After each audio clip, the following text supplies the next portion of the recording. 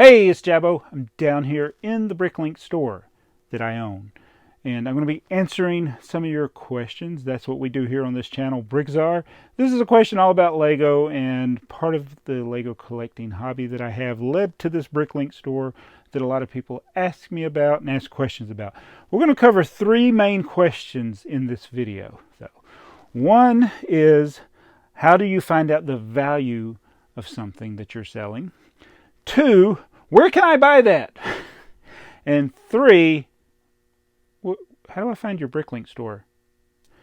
And I guess 2 and 3 are kind of the same. No, they're not, because where can I buy that never applies to anything that I have for sale. So, because if it did, I would tell them right here in this Bricklink store. So let's get to these questions. Oh, and while I'm at it, we're going to do a PABLO, pick it a Bricklink Lego order. So that'll be interesting for those that have never seen it, or it'll be very boring for those that have never seen it, or it'll be boring for those that have watched one before. Yeah, but let's answer the questions first before everybody gets bored. Sometimes I say a word and then I get sidetracked. And I'm like, it just made me think of something. It's like that word bored. And I forgot to tell you how perfect my channel is and how I do everything right and I'm awesome and you love me. And I also forgot to tell you that me being on camera makes this COPPA compliant. Not that anybody cares. And what else did I forget to tell you? Oh, that people love me. Thank you for watching. Oh, let's get to the questions. So if you're going to take one thing away from this video, this is going to be it. What I'm going to show you now, the most important link that you can save ever in the history of the internet if you're looking for the value of a Lego set. And it is the Bricklink price guide. You see, I have it saved here as a shortcut. I also have it saved as a shortcut on my phone, which is even more important. But this is the Bricklink price guide. I'm going to show you how to use it. But first, we need to show you how to get to it if you don't have it saved as a shortcut. So I'm going to go back to the Bricklink homepage. And when you go to the homepage, it's really not there. It's not intuitively obvious how to find it, which kind of stinks. But if I click on something like I go over here to sets, then you see it'll show up as price guide up here with one of the tabs. Then you click on price guide, boom, you got it. Save that to your favorites, okay? Save that to your favorites. So if you're looking for the value of a set, we'll look at a set that is, I got here on my shelf. We'll do 70840, which is, that's the, who knows what it is? Yes. Let me look at the value. Click get value, and whoa! $608. That is the part out value. That is the part out value of the average of the last 6 months sale. We also have the current average for sale. So this is what people are trying to get. That is what people have got. And so, as with any hobby, any collection, the price guide is just that. It is a guide. It is not a rule. It is not what might work for you, but it kind of gives you a general ballpark to consider. And with caution, there has to be some caution with this, because sometimes the prices can be skewed depending on what parts have sold. Now this is actually a set that all the parts have sold. We could do another vintage set. Let me do 555, see if everything's sold in it. Oh, I did it the wrong way. See, let's go back to the price guide. We're going to look at set 555, an old set. Let's see what happens. See, there's 12 lots that didn't sell. So this has a value of $75, not including the 12 that haven't sold. But if you look at this, it's got a value of $204. That's new. And that's the other thing you should consider, is whether it's new or used. So I'm going to do that one used. That'll give us a more realistic price. It's very unusual for people to have all those parts in new. Now we're getting more into the ballpark. But even with that, not everything has sold. Probably the sticker sheet, if I was to guess. So you kind of get a ballpark of what that set is worth used. Now, you also have this where you can find the price guide of individual parts. I tend to go to the actual part to get to that, but you can also find out what what the value of a sealed set is. 70840, we'll do that one. and I'll see what it is. And this kind of gives you the guide of what things are selling for. So you got the average price, $322 of sold new Apocalypse birds. So that thing's got twice the part out value. But yeah, this right here, this is how I figure it out. I could probably do an entire video going into more detail, but whip this thing out here and then just type in the set that you're looking for. What's another good set we could look at? Oh yeah, let's do this one. Just another awesome set. Oh, that stinks. Chima. Chima is one of those themes that's worth less now that it's discontinued than it was when this was a $20 set, I think, and so the part out value is still less than $20. That stinks. All right, so I'm going to answer the second question is, where can I buy that? Actually, I should answer the third question before I answer the second question, because sometimes my store is a place where you can buy stuff, but I try to put a link in the description of the video. It's not in the description of every video I've made, but it is on my About page, and let me show you how to get to that. So if you go to BrickTsar, if you click on the icon, whether you're on mobile or on desktop, you'll get to where you need to go. Let me show you. I got my internet running slow here. Come on, BrickTsar, load up. What do you got, AT&T? All right, so this is my About page, and actually, this is my home page. This is my home page, and you go to the About, and at the bottom of the About, you got things like, there's my Bricklink store, other channels, my Amazon influencer page. But it's also right here. It's a little Bricklink icon. I guess I should, I could probably move the subscribe button over and put this there. I like having the subscribe button there, but maybe I just need to put the Bricklink there. But it's a little Bricklink icon that's there on my About page. But if you go to mobile and go to About, it's at the bottom as well, the link to the Bricklink store. So if you click on it, it takes you right to my Bricklink store. Also, my website takes you straight to that as well. So I do wish that it was a little more intuitive. And I'm a great salesman. I don't sell myself well enough to I don't promote it in every video. I don't promote my Bricklink store in every video. But that is how you find it. And that goes true for just about most YouTubers. If you're wanting information, just go to the About page. Most will have stuff there, a link to their website or whatever other social media. But yeah, there's that. So now we're going to start with AlexMcBrick's Bricklink order. And he's got a lot, so I'm not sure how I'm going to do this, but he did clear out all of these pieces. I'm going to use the trays. I don't normally use the trays when I'm picking an order lately. We haven't had a lot of big orders. And I'm not going to bore you with counting, but we got to go to drawer 615, which is the 2x2 corners. Let me count those out. And now we'll answer the second question third. And that was the question about where do you buy stuff. And that's generally in regards to, now I cannot count and talk. Some of the old videos, I'll get a question from somebody, like, where do you get that? And it's an honest question, and I think a lot of these people that ask the question are not regular viewers of my channel. I got to put those in individual bags. That's what I usually do. I usually do it after I pick the order. That's better. For instance, one of the questions I received recently was on a video, I don't know, from like 2013. It was on some DC magnets. It was Batman, Mr. Freeze, those types of things. And it's an old video from 2013. The thing that I was reviewing in that set is actually from, what year was that? From 2007. So it's 2020. I got the comment in 2020 for an item that was in stores in 2007. The question was, where can I get these? And I'm like, okay, so it's old video. It's an old item. And what is the answer to the question, where can you get something when it's discontinued?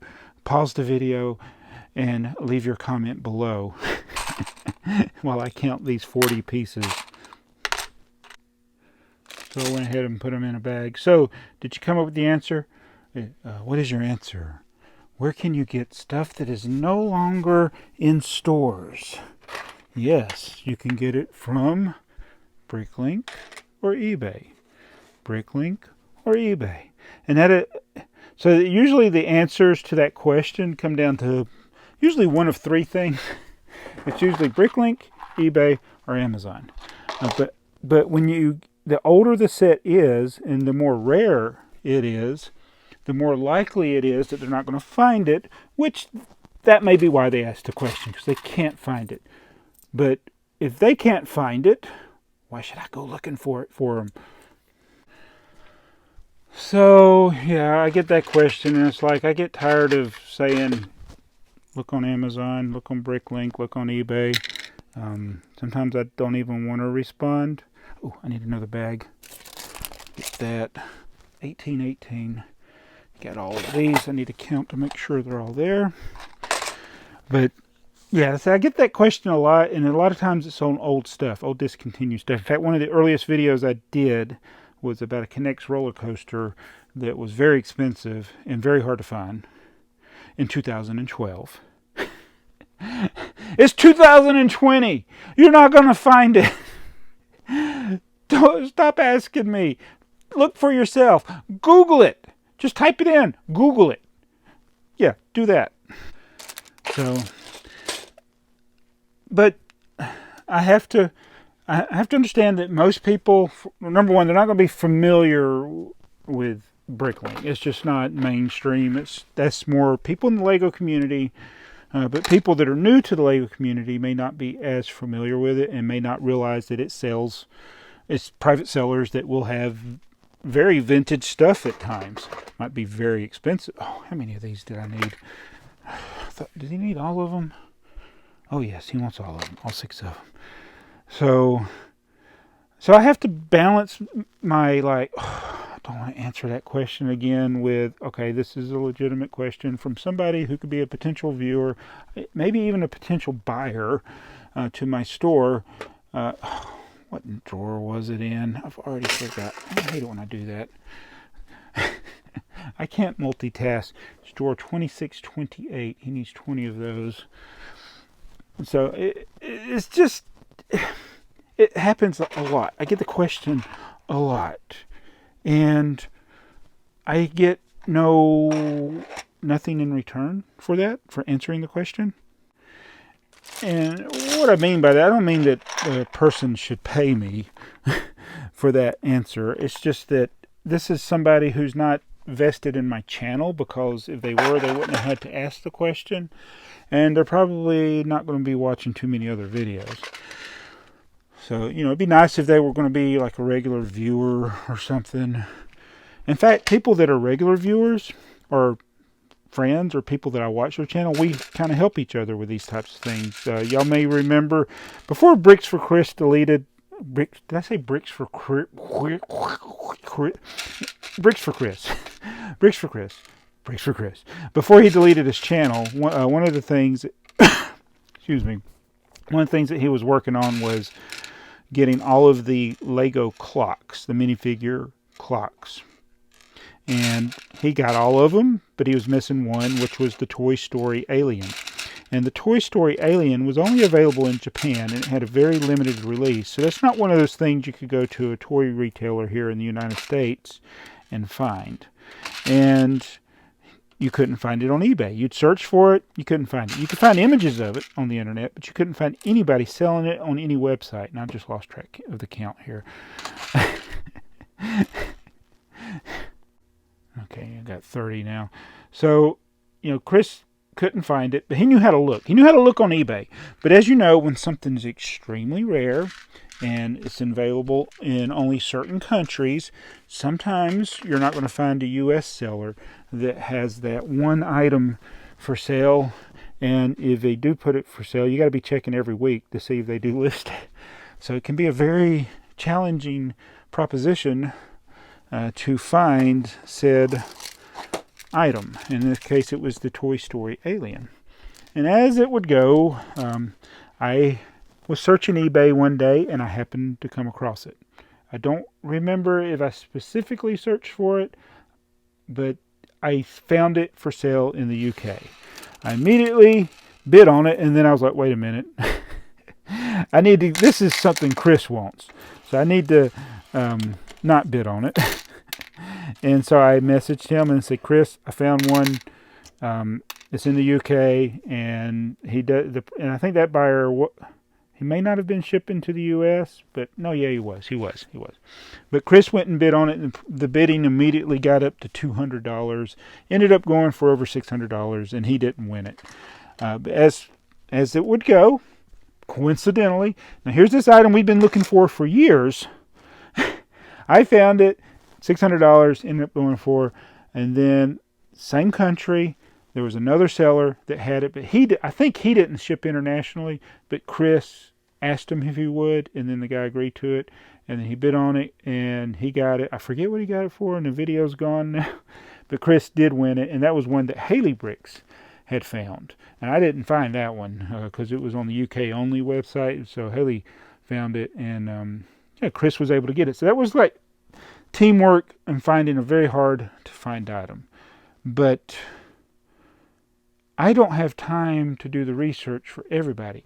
I didn't mind looking for Chris because I knew Chris. Chris had purchased a lot from my store. He's just an overall good guy, and he's regular in the community.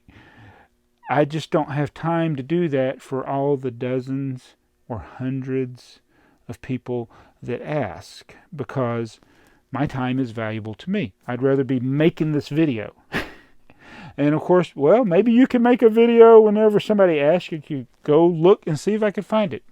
And actually, I've thought of that, and that may be something I do. When somebody says, where can I find that? Just do a video, film the video, look for it. If I find it, I find it. If I don't, I don't. Either way, I got a video, and I just share the link to the video and let them watch it. But to show you how lazy some people are, there's 6, 8, 9, 10. How lazy some people are. It gets really annoying. Oh, dang, I lost track again. It gets annoying when it's something that's currently available in stores and somebody asks where it is. Maybe it's just newly released, just came out. And I go to Target and I find said item at Target. There's a poly bag I just found at Target. It's the new one. I got it. I'll have a video that says Lego haul from Target. Or it could even start with the word Target haul. Lego item found.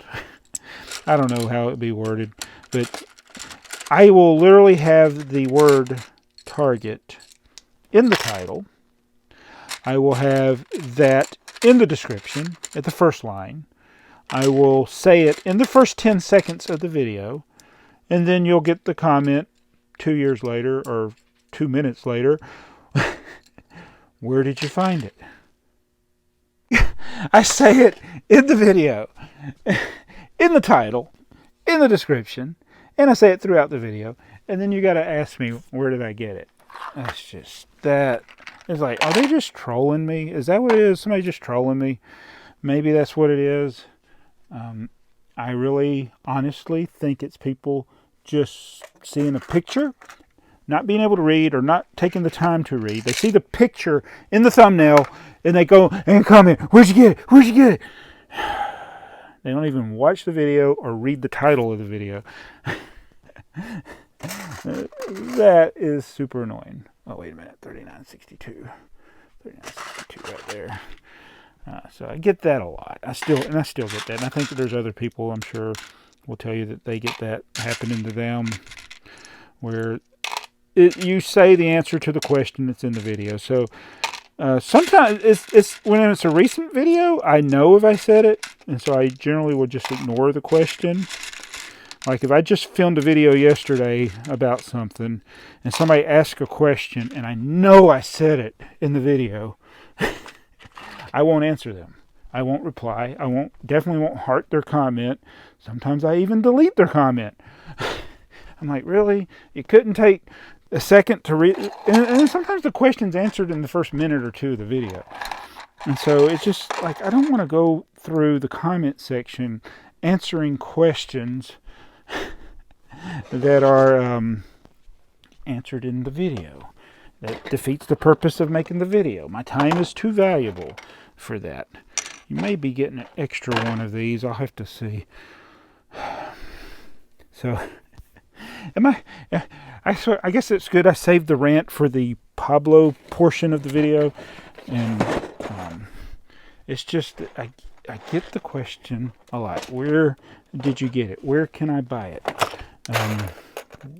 Learn what Google is. Learn what eBay is. Learn what Bricklink is. Don't ask me to be your gopher, your concierge, whatever it is they call that. Because ain't nobody got time for that. Especially me.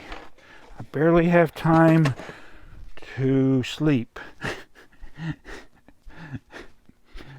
Oh, I make myself laugh. I'm sorry.